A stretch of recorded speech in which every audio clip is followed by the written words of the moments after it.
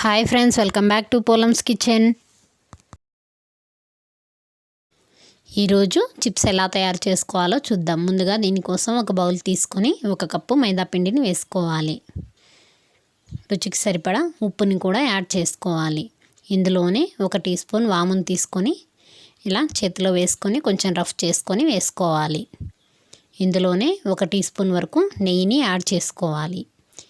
నెయ్యిని యాడ్ చేసుకున్న తర్వాత ఈ మొత్తాన్ని బాగా మిక్స్ చేసుకోవాలి.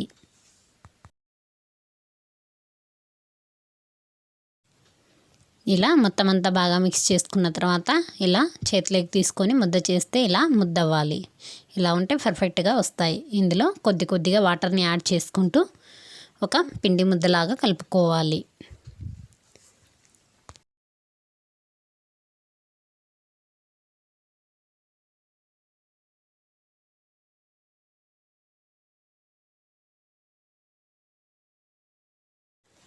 ఈ పిండిని ఒక 2 నిమిషాల పాటు బాగా కలుపుకోవాలి.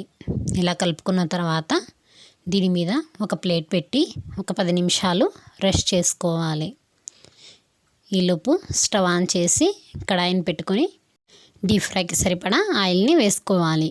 లో ఫ్లేమ్లో పెట్టుకొని ఆయిల్ని హీట్ అవ్వనివ్వాలి. ఈలోపు పిండిని తీసుకొని ఇలా ఇక్కడ చూపిస్తున్న విధంగా ఇలా లైన్గా చేసుకోవాలి. ఇలా చేసుకున్న తర్వాత ఇలా కత్తెరతో చిన్నగా కట్ చేసుకోవాలి. ఇలా కట్ చేసుకోవడం వల్ల మనకు పని కూడా తొందరగా అవుతుంది. ఇలా ఒకసారి తయారు చేసి చూడండి. ఇలా మొత్తం అన్నీ చిన్న పీసులుగా కట్ చేసుకోవాలి. మరి పెద్దగా లేకుండా ఇలా ఇక్కడ చూపిస్తున్న విధంగా చిన్నగా కట్ చేసుకోవాలి. ఇలానే మొత్తం అంతా పిండిని కట్ చేసుకొని పెట్టుకోవాలి.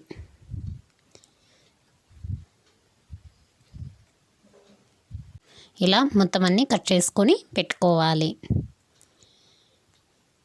ఆయిల్ హీట్ అయిన తర్వాత స్టవ్ని లో ఫ్లేమ్లో పెట్టుకొని వీటిని ఫ్రై చేసుకోవాలి.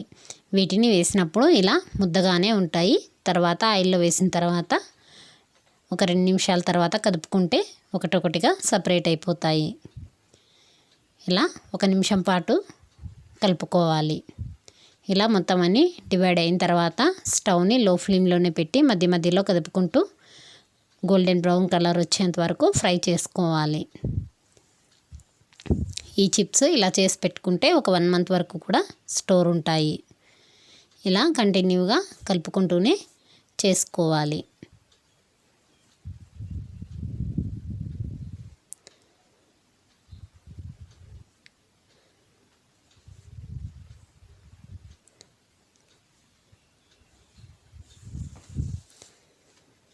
ఇలా ఇక్కడ చూపిస్తున్న విధంగా ఇలా కొంచెం కలర్ రాగానే స్టవ్ని మీడియం టు హై ఫ్లేమ్లో పెట్టుకొని క్రిస్పీగా అయ్యేంత వరకు ఫ్రై చేసుకోవాలి.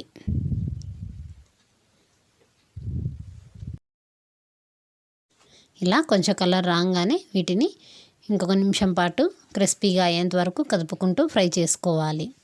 ఇవి పర్ఫెక్ట్గా తయారైపోయాయి కాబట్టి స్టవ్ ఆఫ్ చేసి టిష్యూ పేపర్ వేసుకున్న ప్లేట్లోకి వీటిని తీసుకోవాలి. ఇలా మొత్తం అన్నీ ఒక ప్లేట్లోకి తీసుకొని హ్యాపీగా సర్వ్ చేసుకోవచ్చు. ఇలా చేసి పెడితే పిల్లలు ఇష్టంగా తింటారు. Thank you for watching friends. Please subscribe to my channel.